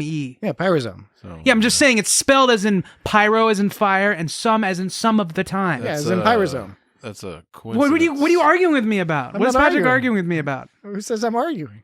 You're saying, yeah. I was I'm not arguing. Why are we arguing about this point? We're not arguing. I'm just making. Why are we remarking upon this point? I'm just stating things. So it's pyrosome. Some of the times it's in fire. That's what I'm saying. Yeah. Some of the times. Some of the time. It's in pyro. But that goes back to what we call shit in general, because they're actually pyrosomas. Yeah. Pyrosomery. Actually. That's what I call shit in general. So your Tilly, Tilly's fun. All the Tilly stuff is good. We can talk briefly about her leaving the ship. Even though it's the touching part, and it was, I like the scenes with her, talking to Burnham and stuff. First, we'll give you some. First, later on, we'll have some schnapps, and then we'll get to the touching part. Oh no! There's not a lot to chat about there, right? It's like, all right, Tilly's going to take this opportunity to go teach at the academy, at least for some period of time. We'll see what happens there. They certainly played it up as if she was heading out for the long haul, the long farewell. They showed her snow globe collection, particularly that one, which I think that looked like I think it's an NX-01, sort of a Enterprise NX-01 Enterprise style. No kidding. If I'm not much mistaken, I could be, but it kind of looked like that. So if it is another Enterprise. She gave it to Adira, right? Adira Oblongata. Gave it to Adira. We briefly see Gray. Gray pushes Adira. I'm digging Gray's new look. Yeah, I do. I agree. Gray's job is mostly to just encourage Adira. Yeah. He's just a super encouraging dude, and he was all like, "I'm just gonna go out there and start talking to people." Yeah, right. And so, actually, that's an interesting you bring that up because we see what Adira gets out of Gray. Gray really compliments Adira a lot, and what does Gray get from Adira? Now, not that Adira doesn't have a ton to offer, because they do. Yeah. They really do. And so I'm not saying that there's no reason for Gray to, but they don't really... We don't see it. We don't see it. We don't see what Adira does for Gray. Because all the stories are framed from the perspective of Adira, not from Gray. Even when Gray was going through his transition from being inside of Adira to the new android body, it was still framed from the perspective of Adira's dealing with that. Gray's been through some serious shit, and then he keeps really upbeat about it. He fucking died. He died. Yeah, right. It's fucked up. Lived in someone's brain for a while. He died and got transferred into his partner's belly. Yeah. Oh, man, that's so Star crazy. Trek. Moral. The modern moral mysteries. But it was nice seeing Gray. Not sure about that Adira. hair though. I don't know. I kind of dug it. I liked Gray's hair. It was bold, but I liked how it was all dark and sleek. It was dark hair and dark, stuff going on. He's a sleek fella. Yeah, but we'll see where they go. It was weird hair. It was a little weird, but it's future. That's what they do in the future. And there's also some there's a bit of confusion. Again, this sort of inconsistency would literally not have been brought up if you're doing a podcast when TNG is airing, when somebody changes their haircut or whatever. It's just from one episode to the next, or season 3, the uniform is changed after episode 4, but episode 7 was filmed before. It's like in Voyager, and all of a sudden Kes has that long flowing hair, like she's on some 70s I take it TV back. show. If they had podcasts back then, obviously people would be talking about that stuff. Yeah, that was fucked. What else are you going to talk about? But my point is that those things we had just accepted as normal. In this case, we pay attention to these things, and there were a couple inconsistencies. First, in the last episode, Gray talks a lot about not changing a thing, and then we see him here, and he's got a new haircut and outfit, all this stuff. Yeah, no, I did. Again, I don't care. It's just it's kind of odd that they made a big deal about that the last time, or maybe in the second episode. So I was a little conflicted because there was the part where we talked about where he had the mole on his hand and he had the mole. That's what I'm talking about. Exactly. So he did change a little bit, but it was acute. The point was, I don't want to change a lot. But I'll change that little thing to have some agency over my new body. Yeah. But at the same time, I'm happy with who I am. That was the message of that episode. This episode was, got a kick-ass new haircut, and I'm going to go rock down at the bar and hang out and just start chatting up people. It is. I do agree that there is something a little bit weird about why Gray suddenly changed his look. He's still the same person, so why did he feel like he got this new body? He needs a new look. New body, new look. Trying to indicate that time has passed or something. I'm not entirely clear. I just thought they were saying he's got this new body, he's got this new look, he's got this new take. But it's they didn't really express that in any way in the show. The other inconsistency that's a little confusing, because I and who knows, maybe they're still going in this direction, but certainly in the previous episodes, you got the impression that Gray was really eager to get back to training as a Guardian on Trill. And so we all had the assumption, which may still be valid, that means that Gray will be leaving the show, or leaving Discovery, I should say, to go pursue that. And that maybe part of Adira's journey is going to be them having to figure out how to deal with the absence of Gray, which they've already touched on, right? They already had stuff in episodes about Adira having, in this episode in particular, Adira not knowing how to make friends without Gray literally there helping, right? And so they didn't do Gray is still hanging out. Yeah, right. I know. So yeah, is Gray it's like, what are they doing? hanging out? Right. Does the semester for Guardian training not start until the spring? Yeah, right. I know. Or something It's like, what's the Like, deal? I'm just going to go to the Yeah. bar and mac on some chicks. It's hard to know that Mac on someone. It's hard to know, what they're That really guy's totally going to mac on go some chicks. for Come on. in that show. I bet, though, the change of look, maybe it just came down to like, in the future, they wanted it to be easy for the audience to tell when Gray had a physical body. It's like, oh, Gray looks like that. That must have been when he got the physical body. That kind of actually makes sense. That's the only thing I could really think. Of course, you could have done that in the mole scene, saying like, "Get rid of the mole. Yeah. Give me a kick-ass 1980s weird Yeah. Joan Jett mullet." Maybe that's what. There's a lot of this sort of 80s. It's been going on for a while. 80s nostalgia has been going on for a while. I wonder if there was some kind of influence on that. Gem and the holograms. Gem. And the Maybe he'll holograms. stop playing cello and start playing guitar. Maybe. Because that's a more guitar hairstyle. And It start could be a cello a hairstyle. futuristic rock Some of those band. cello players are pretty out there. Everyone's into that synth pop. He would play synth pop. Yeah, he could be good at that. Well, we'll find out soon. People, enough, I it's guess. interesting. Like New Order. The 80s sci-fi sensibilities were one thing back in the 80s, and now it's funny to see people recreate that now in the style of the 80s, because now it's like its better. its own thing, And right? and it's better. Yeah, like it's- the it synth sounds wave better. music and stuff, and the graphics are better because we know how to do it better now. Yeah. We just have better technology. and it gives you like 16:9 widescreen. Like that alone is like, this is so much better. Yeah, there's something really eerie about sort of like imitating this 80s style. It's like you're in this weird purple land that's crazy. And I don't disagree that there are influences here in that story. But anyway, in their hair. We'll see where that goes. Okay, briefly, before we get to odds and ends, we should talk a little bit about Book and Culber, the C plot. Book. Speaking of Book, there's no Stamets in this episode. No Stamets. He's seen briefly. He's busy. But he's just he's working. busy. He's super busy. So we get a lot of intimate scenes between Culber and Book. We hear that although Book was helped a little bit by President T'Rina's President T'Rina's mind meld, that it hasn't fully resolved his issues, which is on the one hand is good and makes sense. On the other hand, it's like, okay, Vulcans aren't the best, psychiatrists. it's a temporary fix. Yeah. So he, over the course of the episode, it's a light arc. We get to learn a little bit about Book. We get to learn a little bit about Culber and Culber's style. We get to see Culber and his sexy smile quite a bit. Yeah. I didn't mean for that all to rhyme. I apologize.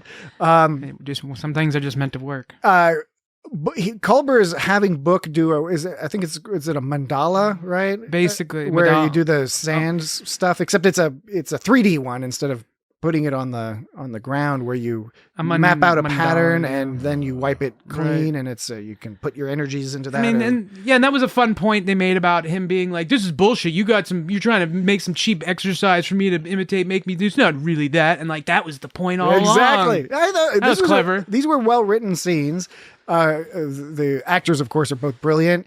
So that helped work. The atmosphere, in addition to the plotting being a little bit more Deep Space Nine influenced, I think the production design in the lighting, they have a lot more dark rooms, dark lighting, but not dark in a sinister way, dark in a mood way, right? In terms of how that, like the scenes between I don't know if that's Culber's quarters or office or exactly. I don't know. It's not clear. Unclear. It seems like his quarters. But Unclear. Whatever it is it's a very relaxing environment. Yeah, real it does fucking seem like- relaxing environment. I think I could solve all sorts of problems if I was hanging out in that in that particular environment with the low hum of the ship in the background. Yeah. Love that hum. But it was nice to see this, a little bit of extra character stuff. I don't think it bogged down the story too much, even though it may have been somewhat superfluous, other than, and I don't mean it was superfluous. I could see if somebody saw it as superfluous. I don't think it is because it was purely character based. Yeah. We're getting to know more about both of these. They could have done characters. they could have done without it, but like it's a little bit more robust that they included it. And I like Book and I like Culber. I really like the twist at the end, which I wasn't expecting, where Book is starting to feel a little bit better. He's starting to kind of get the vibe. Okay, maybe this is working a little bit, and then he turns to Culber and says, hey, how about you? Have you ever done this? Right. Is there anything you need to wipe away? And then all of a sudden Culber's like, yeah. You want to talk about it? And he's like, someday. Yeah, right. So he's got his own shit going on. Right, and then on this, Well, he fucking died. I know. yeah, and so, but I mean, you think that's all that's making him sad, or is there something else? I think there's always there's other probably stuff, other stuff yeah. too, right? So maybe Stamets is starting to aggravate him a little bit with man. being busy all the time. Oh, no, Yeah, I don't. Stamets he's a hard guy. They're totally gonna go through. They're totally gonna go through relationship troubles. I don't think so. They've already done Nah. that. But Did they though? Yeah, they did. He fucking died. Well, he died. Culber died. That doesn't count as relationship troubles When when he he I fucking think that died. counts. I think that counts. When No. he came back, there was weird stuff. Yes. It was weird was adjustment. It was discomfort. just adjustment, but that was temporary. This is more like They worked it out. this is more like it's not like they grew apart. It's that some traumatic shit happened and they had to learn how to think straight again. true. This might be just like a fading. That's what this show is basically all about. Yeah, but I mean, the situation constant trauma. I know it is like trauma all over the place. But this is when you're talking more about their fading apart, maybe, and which is a different kind of relationship trouble. I see what you're going. Yes. Yeah, I don't think they'll go that route. Frankly, I hope they don't. I think we don't need to be constantly having these people, this nice couple get into trouble. But that doesn't mean they can't have strain. Yeah, we need to have an anchor here. There's a difference between serious relationship trouble versus strain, and Culber, for example, maybe is not in a position to help Stamets deal with his frustration of trying to solve this potentially universe-ending problem or planet-ending problem, but he can help Book. Maybe Culber He can help Tilly. Maybe it's just like your classic Culber knew someone in the past that died and he's unhappy about it or something, and we just find out about it. It could be something totally new that we didn't. Could be totally new. Could be anything. Could be anything. Could be anything. But it was fun. All right. Anything else? Any other major points before we get to odds and ends? 'Cause I got a couple odds and ends floating around. But I got a couple odds and ends myself. I don't want to preclude any final grand points. I guess I don't. I mean, We talked politics, the politics of Nivar and the Federation. We talked Tilly and her adventure with her racially diverse crew. What else do we have? I mean, as far as major points go, It's okay to say no. It's okay to say we don't have. I'm sorry. That's okay. No, you got to do what you got to do. Allergy Man. season, man. Honk. I was trying to, hey. Honk. It's a comedy podcast. So there. I got boogers. Hey, I got Allegra. What? Allegra. It's a Leg rub? no Are you? But I was Allegra. wondering if you were making a play on words. I was not making a play on rugs. Rugs. Leg rub. Leg rub. It was a really sticky situation. All right, we'll presume there are no more major points. We'll shift into the odds and ends. Who wants to go first? I got two. All right, give us one. Well, I want to give you both of them. Well, are they Well, we're related? rotating. No, they're okay. Well, okay. I'll take a turn Rotate and then through. I'll come back. Okay. Or just say them both one after the other. And don't tell us I next just time. noticed. I noticed that. Okay, This is episode 107. this We've been episode. doing this forever. We still don't got it fucking right. Still working it out, folks. Working out the kinks. This episode only deals with certain characters, and you don't. And you don't see like the ship in action or anything, so you don't see the bridge crew, and there's no like Detmer and Owasakan. But even when Tilly's saying goodbye to you, you don't see those people either, right? She's just hugging like Stamets, and they totally did not use those actors. Excellent observation. That's a good odd and end. Dan, can you beat that odd and end? So Suddenly this has become a There's- subjective contest. There's no nobody on the bridge. You don't see. So when T'Rina has ocean fever with Saru or whatever, it's hot. Do you think she likes him? No, because What's not do you think she likes him though? No, That's not even a question, man. What the fuck? But I formulated it as a question. I know. Presented it as a question. I don't know why. I went up at the end. Yeah. So, but do you think one of the things she likes about Saru is because as a Kelpian, he's no stranger to emotion, but he knows how to handle his emotions like a pro. Humans can let it humans live their lives around emotion, or just I'm so emotional, and then we're all Muppets. and then they've even said, T'Rina was even saying, Vulcans have emotions so intensely that they have to cut them off entirely, like they have an unhealthy dependency on them. It's like they're an addict for emotions or something. Or she wants to taste it. She wants a little taste from Daddy's Saru. Yeah, so it's weird. I didn't mean it weird like that, you weirdo. But nibble on his salty ear hole. Maybe she There's likes little spikes that come shooting out. Maybe she likes that he can be emotional, but he can use it productively, whereas Vulcans are always like, that's stupid and emotional. It doesn't. Humans don't use emotions productively, as we all well know from the Vulcans, but they respect Quasions because they use emotion to connect infinite with diversity and infinite diversity. conversation. They like infinite conversations. Vulcans. This is an infinite conversation. God damn it. Vulcans like Quasions because Quasions Vulcans like Quasions. Because Quasions, they use emotion to connect with Mother Earth or man, this Star Trek's just kind of silly, isn't it? It's like I'm just now starting to realize that they use their emotions. The Vulcans, they don't mind the Quasions because the Quasions Romulans. They use emotion to connect with their environment and create this great force of energy. And they respect Saru, I guess. I'm assuming at this point she respects Saru's emotions because he's all pro about them. But she respects his penis. Oh, but humans, his fish penis. Humans are constantly his horsefish penis. But he's got hooves. Now the big argument, though, and this is the big controversy in Star Trek is about Vulcans being like, emotions are bad for humans, and the humans being like, it makes us human. Bones, it makes us human. And so, God damn it, Spock. And you know what I'm saying? Yeah, where right. that's the argument. But there's no argument with Quasions and Saru, so that's why she likes it. But Saru really did change when his mandibles fell off or whatever. Mandibles? I don't think it was his mandibles.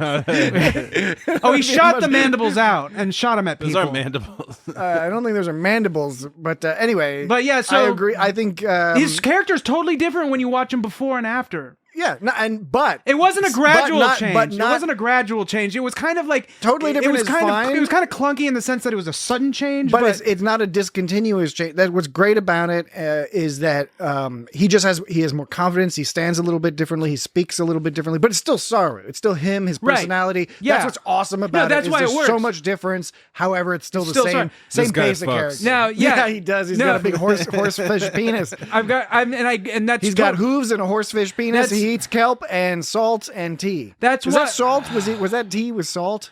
That's why I don't know. Because it looked like a pile of salt with the little tea. Yeah. I think it was salty tea. That's like ocean tea. What I was saying. That's what I agree with you about Saru. He's still Saru. He's still Saru even before and after the emotion change. The only thing I was saying is it was kind of like a on and off. It's like he scared Saru. Now there was no fading into other Saru. No, but now he's just hot Saru. But that's explainable by the fact that he made it past the threshold, and that was once he made it past that, it was okay. I think T'Rina is attracted to him. Hormones changed all around or something. For his personality, for his demeanor, for his access to him. I think it's a good theory. He accesses his emotions, but in a constructive way, and he has a giant horsefish penis. My hooves! Look at my hooves! Oh, like a seahorse. All right. Odd and end. I really like this episode. This beats out. I really like previously. I thought the last episode was my favorite of the season. This one's my favorite of the season.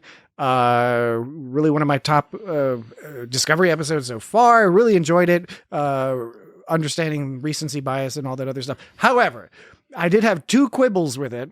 That rose beyond one is more of a nitpick, and the other one just aggravated me, and perhaps unfairly. One's more of a nibble. And I want to know what you all think. The one that was more of a nitpick was, for as good as the production design is on this show, that was really on display last week, I found that the scenes in Starfleet Academy looked like really weird and fake. And I was like, is this a stylistic thing? I was like, no, this is not a stylistic thing. This is what you pretend is a stylistic thing because you couldn't get the graphics to work out properly or something. Because it was just like a space. Big empty space. It looked weird. It didn't look, and even when It looked like the lobby of an airport or something. Yeah, and I think it was a little bit like that last week, but we were only at the Academy or that hangar bay or whatever that was briefly, right? But we spent a little bit more time there. On the other hand, the rest of the episode where they're on the planet and in the shuttle and all the other stuff, the monsters, those were all fantastic. Those were great. The scenery was all like Cronenberg in those scenes. Yeah, it was. He provided all the scenery. That was more of an He's back and not creepy anymore. The thing that aggravated me was why the fuck did they have at the end of the episode when Tilly's going to the Academy? Why did they have a Star Wars wipe? Did you see the Star Wars wipe where the shuttle is flying by and then it like does a Star Wars where the shuttle is like basically pulling the next shot. Wow. The next scene is being pulled into, it's a straight up Star Wars wipe. And it's almost like they're just being like, fuck you, man. It's a funny little bean ship. Well, I don't know. Why would they do that? I don't know. I'd have to watch it again. It is a weird fuck you. It seems like a fuck you. What I was going to mention was, and I think this is probably more incidental, coincidental, whatever. When they first go to the summit, they first see the scene of the summit. I swear they play some Avengers sounding music. It's all like dur, dur, dur, and it sounds like, I think that might have been accidental. Well, but that's pretty bold. What you're talking about is the scene wipe. It's a fucking Star Wars scene wipe. I got angry at it. I didn't even notice it. That's crazy. It doesn't, and the thing is, in Star Wars, I love it. Mandalorian, love it. Yeah. Great. Every time I see one of those stupid ass wipes, I love it. I was like, yeah, Star Trek. This is hilarious because it's calling back to the original Star Wars movies. Yeah. And now we're in Star Trek, and they have the fucking shuttle pull, and it wasn't. And the other thing that aggravated me was it wasn't even particularly well executed. That was the other thing. It's like if in the Mandalorian, they're really good at executing. Like you got to do it at the right time, and from the one scene to the other there's a sensibility to it that you got to. And I think they tossed it in there. I don't know. It made me very I don't know. I don't even know. I don't even know. It made me very angry. I didn't like it. Now I have to watch it, and then I can call you up at 2 a.m. and we can dish about it. Yeah, Jesse, do you want to go on a what do they call those group phone calls back in the 60s?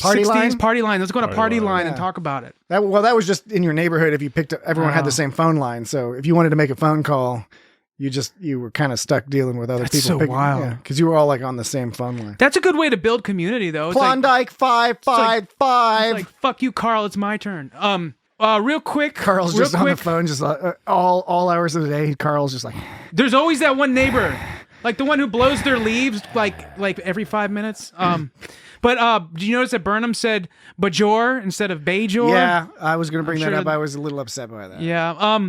So one point I meant to bring up is about Michael. Even though, by the way, plenty of people in Star Trek, including Captain Picard and others, have pronounced it the way Burnham pronounced it. Well, they should know better by now. Yes. I mean, but the timeline. But the timeline in the show takes place before, so you can argue that and after or a dampeners. Well, after, but never during. So, why would they learn Bajor after? They would have learned the pronunciation of Bajor before. Bajor before DS9 and Picard and TNG and all that. Bajor before. I don't know. That works. I'll take that as headcanon. Problem solved. I know it doesn't really work. Yeah, it doesn't. No, it works. I agree. One point I meant to bring up satisfies me is I don't know about Michael being like a third party. What is it, arbiter or arbitrator? Which is the proper word? I don't know. Arbiter in this case. Yeah. Really. So it wasn't even a few weeks ago that Michael was told by Rillak that her decisions were clouded by personal agendas, like where she decides the outcome she wants to see and then she sticks to her plan until that outcome's reached. Like during that, when she risked crew members' lives on that first mission and Rillak was all questioning Burnham's authority in front of the crew by saying and then later she was like, you gotta be willing to lose people and be able to compromise and stuff. And she was like, she pointed out it was that attitude that made her infamous at the very beginning of the first season to begin with. So I don't know, suddenly she trusts a third party arbiter is supposed to be, no agenda, not tied to either side, completely objective.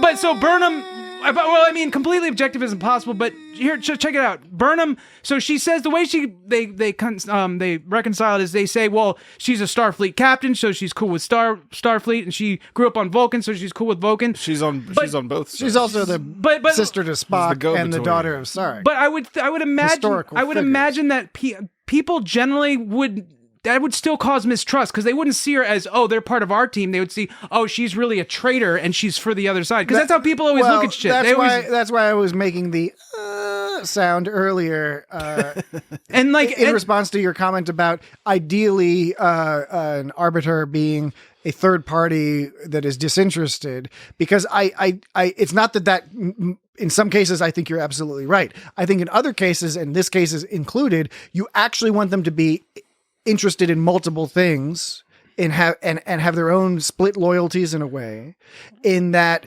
is a way to gain trust as well. Because if both sides understand, and it's a separate issue whether or not Michael applies here in this particular case, but if both sides can agree that, you know what, that person or that group of people, we are cool with them because we know that they're like straddling things, right? We know that they're not all for one. They know that she's a mutineer, which means when she felt it was wrong, she mutineered. That's in her favor for the Vulcans.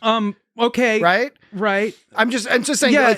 So that character and the other aspects that she mentioned, and the ones that were unsaid but known, like, again, she was the sister to Spock and the daughter of Sarek, who are historic figures, presumably in Vulcan culture, in Navaran culture. So that probably helped. Well, but I mean, going back to the point, though, and I don't know if this also would fall under the curtain, the umbrella of what the thing you fall behind the curtain of what you're saying.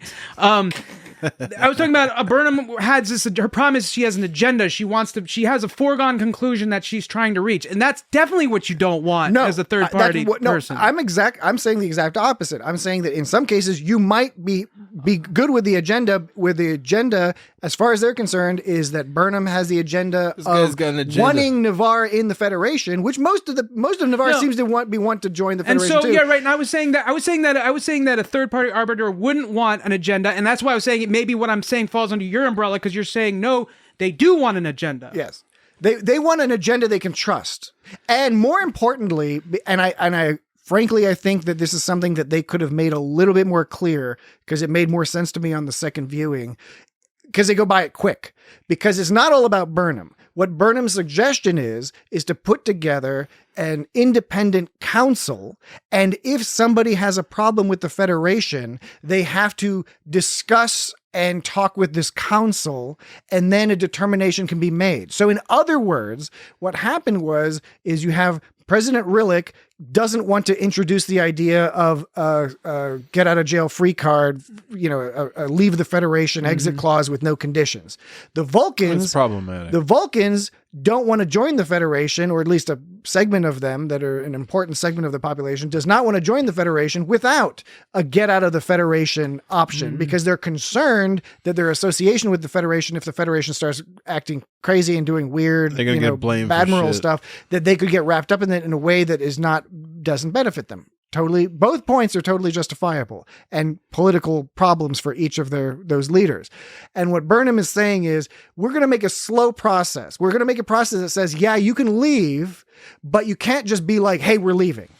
You have to go through the process so that you mean it. Kind of sort of like Brexit in some ways, right? There's like a multi-step process that involves this council and stuff like that. Now, that all being said, I think they went by that part really quick and focused on the Burnham part. And even that, you still have plenty of legitimate arguments to say, like, well, Burnham's a part of Starfleet. Isn't Starfleet a part of the Federation?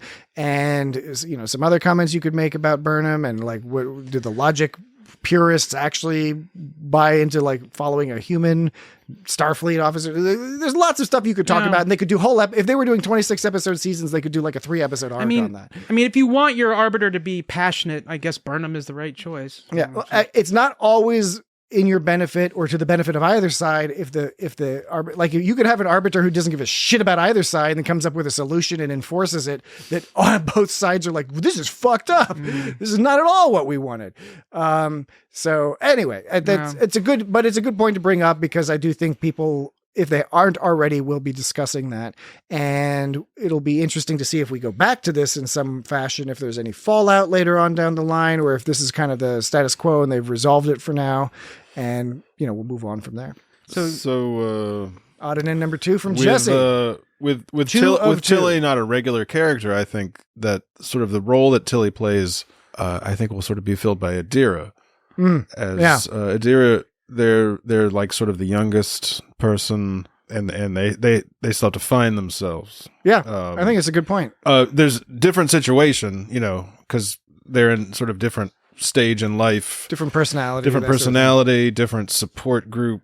Tilly had like that horrible mother that would call her up on the phone and like. Tilly's mother sucks. Adira has Gray, who's just constantly trying to be helpful, to push them, out and encourage them and be as helpful as possible. I think, and it'll be interesting to see where I'm really curious to see where we go with Tilly, because Tilly's left the ship, but are they going to structure the story such that we are following Tilly even though she's not on the ship? Yeah. We're going to be following her at I hope so. Starfleet Academy. Are we going to touch base with Tilly periodically? Is Tilly going to come back to the ship before the end of the season for some reason or another?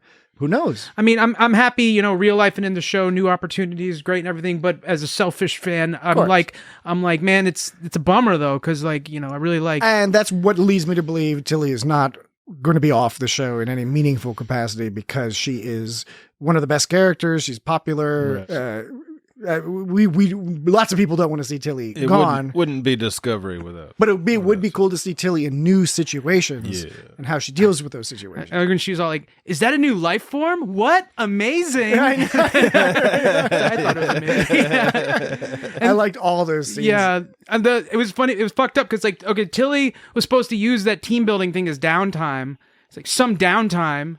Well, she's like Scotty. He's going to read engineering books. She's going to go on training. Yeah, missions. but they end up getting hunted by some squiggle monster, and it's like, yeah, right. Check, please. You know what I'm saying? All right. I had no forewarning of this. Just to the audience, I had no forewarning of this. But looking at Dan's face right now, he's been waiting the entire podcast to figure out how to work that in. But I knew it was an SNL skit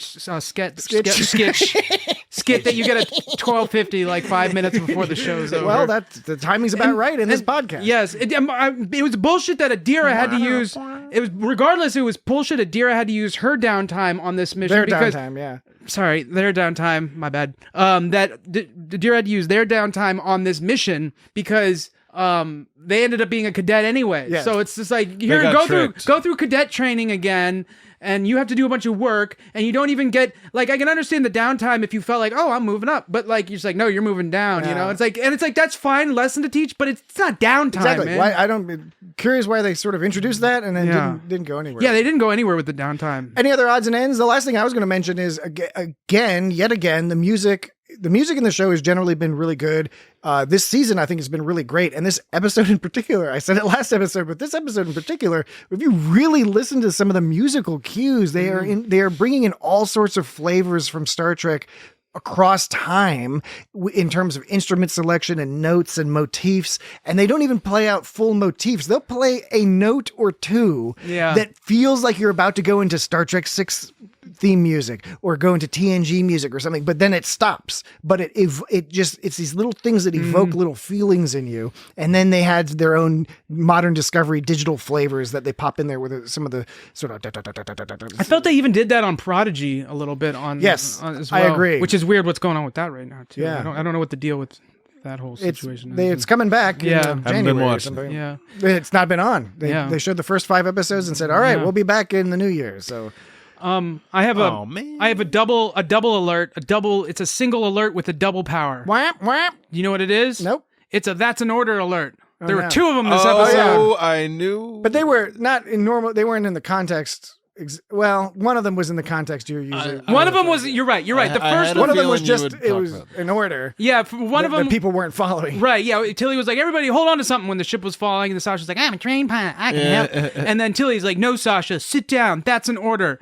You know, that's appropriate. I'll give that one an appropriate one." And I know I've been guilty apparently of always giving appropriate examples, but don't they have any discussion. airbags on this motherfucking things? Like some kind of cushion? Like they're always just gel. They're always just like a gel, a webbing. Well, they should first prevent the consoles from exploding. That's probably the first thing. Put a fuse box in there. Yeah, like a big old fuse. Yeah. But yeah, they should have some bounciness. They could use they could totally use that programmable matter to make some bouncy walls or something. Yeah. Make everything bouncy. So what was the other thing with sorry. So Dira says, Dira goes, I'm going to turn on my comms. I'm going to run, draw its attention. And everyone's like, that's a stupid idea or a terrible idea. And Dira's like, I'm right, Terrible. And then Tilly's like, yeah, you are right. You are right. Someone's got to do it. So it's going to be me. And then Dira's like, wait. And she goes, that's an order, Ensign. And then that was a little bit more. Borderline. More borderline. Borderline. Yeah. Not like Adira was pushing fighting. it. Adira, they weren't fighting the order too much. Yeah. I'm just going to say that in the future, apparently people don't know when they're in holo simulations anymore because the Haral thought they were in a holo simulation. He's like, is this a holo simulation when shit was going down? What would you say the future? That's true. That's been done before, like with Moriarty and stuff. They do stuff where you don't know you're in a holo situation all the time. But they don't do training exercises without telling you you're in a holo situation. They do. There's that one short trek where they do a training situation where I don't think that the person realizes it's a simulation. I mean, it's not a holo because it's with Captain Pike. I think it's more simulation, Star Trek II Wrath of Khan style. More stimulation. I don't know. I've never seen a situation where they straight up are like, wait, this was a holo simulation the whole time? You're just saying that, but you don't know. But I have a... You're just saying I have that. a brain worm that says they've done that. Okay, well, we'll look into it. What you can do, loyal audience, write in to feedback at itsgotstartrek.com. Was Haral reasonable when the ship went down and he was like, is this a holo simulation? Yeah, put that all in the subject line and then give when that dude give died. your lengthy response. We'd like a What was that guy's name? Lieutenant- Nobody remembers. 3-paragraph response. Lieutenant Mango or something. Oh, they when they called the Armstrong, they were talking to Captain Imahara, which must have been a reference to Grant Imahara from the Mythbusters, who died not too long ago. Bummer. Well, it's been like a year or so, right? Yeah, but Right, not too long ago. Yeah. It's purposely yeah. ambiguous. No, that was a really bummer. That was a bummer. It was a bummer, but I like that they represented him in there. Similar to in the previous season they had a U.S.S. Nog, I think. All right. But anyway, on that happy note, I wanted to know if it's really that easy in movies when they close people's eyelids like they do when they die. Like people die with their eyelids open, you close them. It's probably pop back open. And the eyeballs fly out or something terrible. I think in funeral homes they use some sort of magic special tape. Yeah. By special tape, I mean, I think Scotch tape. I think you said fetal homes. It's a womb. Yeah, right. It's a womb. It's a womb. My womb. Okay, so that's it for us tonight. So is that it? Feedback at itsgotstartrek is the email. If you think of it before the end, Thresh Torkashek at itsgotstartrek Nylium Kwai on Twitter and Instagram. Quay Tholum Quay. You can sign up for us on Facebook and YouTube and rate and review and 5 stars and Apple Podcasts and all that stuff. I give you 5 stars. Yeah, it'd be awesome if you toot down a little review. I will kick you 9 times. And give us as high a rating as is appropriate. But otherwise, we don't know what the next week's episode will be, but we will be talking about it. It'll be great. Episode 5 of Star Trek Discovery's 4th season. Memeksha River. And that'll come up next week. Dan will have all sorts of other nonsense words collected between now and then, and so you have that to look forward to. Snurble Norbs. I know, this is from the show, bro. Have a good evening. Good night. Today's exercise will be a typical survey mission. Lieutenant Callum will be taking us to Geryon, which is an M-class desert moon orbiting Theta Helios. Once there, we will carry out a full planetary analysis. Yes! So fun. I think it's fun. I mean, it's new worlds, new things. Like, hey, what's that? Is that a new life form? What?